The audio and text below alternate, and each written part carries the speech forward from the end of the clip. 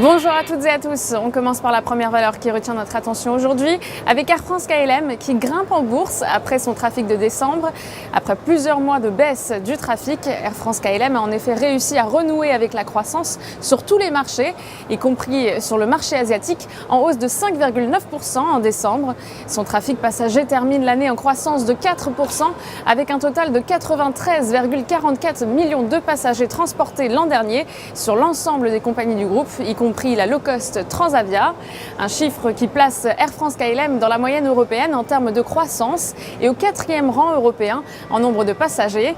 Les analystes de l'Obsa sont néanmoins baissiers sur la valeur et visent des cibles à 4,73 € et 4,44 €. Dans l'actualité également, Renault, le constructeur automobile a trouvé un accord avec la CFDT, FO et la CFE-CGC pour une hausse de la flexibilité contre l'embauche de 3600 CDI sur 3 ans. Selon la CFDT, cet accord est un compromis très favorable et prometteur qui va permettre de préparer l'avenir face aux futurs défis sociétaux, techniques et réglementaires qui vont transformer le monde automobile. Dans ce nouvel accord, l'entreprise renouvelle par ailleurs son engagement à maintenir l'ensemble des sites Renault et à assurer un volume de production annuel moyen d'au moins égal à celui de 2016. Les analystes de l'Obsa sont haussiers sur la valeur et visent des cibles à 90,70 € et 95,20 €. Place à la stratégie du jour à présent avec Peugeot.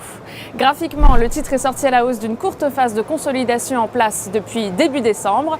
Il est soutenu dans sa tendance haussière par ses moyennes mobiles à 20 et 50 séances ascendantes, tandis que le RSI continue de s'inscrire en territoire positif.